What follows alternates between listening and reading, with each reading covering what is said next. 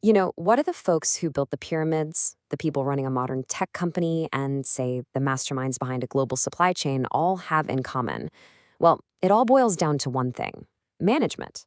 It's this incredible, timeless human story of organizing ourselves to get amazing things done. And today, we're going to dive right into that story. I love this quote. It just sets the stage perfectly, doesn't it? It tells you right away that this isn't just about spreadsheets or boring meetings.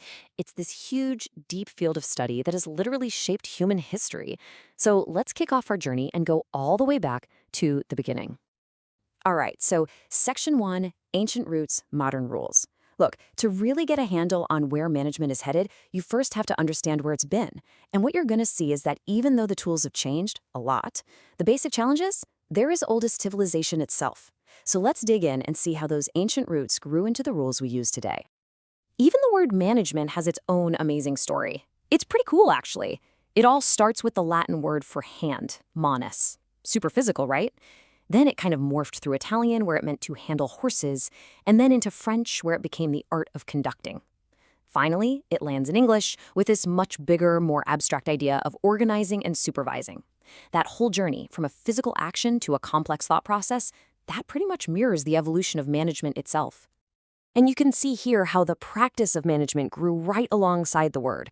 Way back in ancient times, nobody was writing management textbooks, right?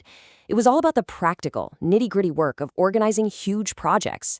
But then, boom, the Industrial Revolution hits. And that forces thinkers like Adam Smith to really dig in and figure out how to make work more efficient.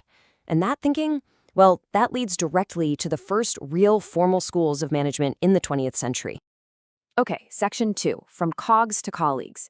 Now, this brings us to a really, really pivotal moment in the whole story of management. It's this massive shift in how we think about the people actually doing the work. It's the journey from seeing workers as just, interchangeable cogs in a giant machine to seeing them as actual colleagues. So here you've got this clash of two major ideas right on the screen. On one side, you have the classical school with guys like Frederick Taylor. They were all about one thing: efficiency. They saw people as just another part of the machine, a variable you could tweak and control to get the most output. But then along comes the human relations school with folks like Elton Mayo, who basically said, whoa, hold on a second, people aren't machines. And their big discovery, that social stuff, relationships, morale, feeling like you matter, was a huge driver of productivity. That was an absolute game changer, a total revolution in thinking. All right, Section 3 is the 5 pillars of management. So we've talked history, we've talked about that big philosophical shift. Now let's get down to brass tacks. What does a manager actually do day to day? Well, it turns out you can break it down into 5 core functions that pretty much still define the job, even today. And the person we really have to thank for this awesome framework we still use is this guy, Henri Fayol. He was an engineer, and he was looking at all the chaos in those early industrial companies and thought, there has to be a better way. He wanted to bring some order to it all by clearly defining what a manager's essential jobs are. And this is it. This is Fayol's big idea, his lasting framework, the 5 functions of management. The best way to think about it is like a manager's operating system. You've got planning, organizing, leading, coordinating, and controlling. It's this really logical cycle that can take you from just an idea all the way to a finished result. So let's break each one down one by one. Okay, first up, Pillar 1, planning. Everything, and I mean everything, starts here. This is the brain work, the part where you're charting the course. You're asking those big questions. Where are we actually going, and how are we going to get there? So let's say you're opening a coffee shop. Your plan isn't just sell coffee, right? No way. It's figuring out who your customers are, what's on the menu, what your financial goals are. If you don't have that solid plan, everything else is basically just guesswork. Next up, Pillar 2, organizing. So you've got your beautiful plan, now you have to organize. This is where you actually build the structure to make that plan happen. Back to our coffee shop, this is when you hire the baristas. You figure out who works when, you order all the beans and cups, and you set up the store so it all makes sense.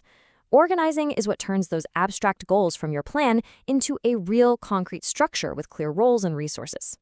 Pillar 3 is leading. And this is so crucial, because you can have the best plan in the world and a perfect organizational chart, but it's all useless without leading. This is the human element. It's about getting your baristas excited to give amazing service. It's about sharing your vision for the coffee shop. It's about motivating the whole team. This is really where those ideas from the human relations school come roaring to life. It's the engine that makes the whole thing go. All right, pillar 4, coordinating. Fayol himself called this the spirit of management, which I think is a great way to put it. It's this constant, ongoing job of making sure all the pieces are moving together, in sync. It's making sure the person ordering the beans knows how fast the baristas are going through them. It's making sure your big marketing promo doesn't happen on the one day you're super short-staffed. Coordination is the harmony that keeps everything from falling into chaos. And finally, we have pillar 5, controlling. Now, this doesn't mean being a bossy micromanager. Think of it more like a crucial feedback loop. You're constantly monitoring your progress. Are coffee sales actually hitting the targets you set back in the planning stage? You compare your results to your goals, and then you make adjustments. Maybe that new scone just isn't selling, so you take it off the menu. Controlling is what keeps the whole ship on course and feeds right back into your next round of planning. Okay, section 4, the modern manager's toolkit. So we've got the 5 pillars, the big theory, but how do managers actually use this stuff in the real world? Let's pop the hood and look at a few essential tools that every modern manager has in their toolkit. First up, tool number 1, SMART goals. This one's a classic for a reason. This simple little acronym is pure magic for turning those vague, fuzzy ambitions into concrete, actionable targets. When you make a goal specific, measurable, achievable, relevant, and time-bound, suddenly you have a clear roadmap to success that the whole team can get behind. So how do you measure progress on those awesome SMART goals you just set? Well, that's where KPIs come in, key performance indicators. And this quote nails it. A KPI is like a compass. It's not just a scoreboard telling you if you're winning or losing. It's much smarter than that. It tells you exactly where you are right now and which direction you need to head. Let's make this super concrete. Take a fast food joint. The goal might be increase service speed. Okay, that's a good start, but it's kind of vague, right? The KPI makes it real. Average delivery time is less than 7 minutes. Bam. Now you have a number, you can measure it, you can track it, you can actually manage it. This is exactly how you turn a nice-sounding goal into something real that your team can focus on. So what happens when your KPI, your compass, tells you you're a little off track? That's when you pull out a tool like the PDCA cycle. It stands for Plan, Do, Check, Act. And it is a simple but absolutely brilliant loop for solving problems and just getting better. You plan a change, you do it on a small scale, you check the results, and then you act. If it worked, you roll it out everywhere. If not, you start the cycle again with a new plan. This is literally how organizations learn and improve. All right, section 5, what's next for management? So we've got on quite a journey, right? From ancient Egypt all the way to the modern manager's toolkit.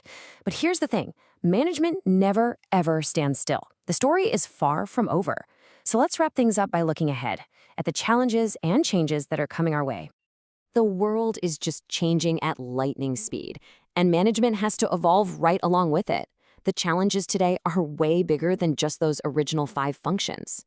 Managers are now dealing with things like total quality management, or TQM, this idea of constantly improving everything.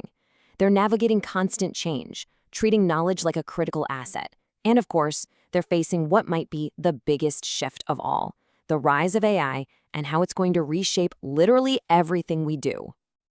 And that brings us to the final and maybe the most important question of all. In a world where AI is getting better and better at the science parts, the planning, the organizing, the controlling, what's left for the human manager to do? Well, maybe the future of management isn't about being a scientist of efficiency anymore. Maybe it's about becoming an expert in humanity, mastering the art of leadership, of motivation, of creating a real sense of purpose. Maybe the ultimate challenge ahead is figuring out how to lead people in a world that's increasingly run by machines.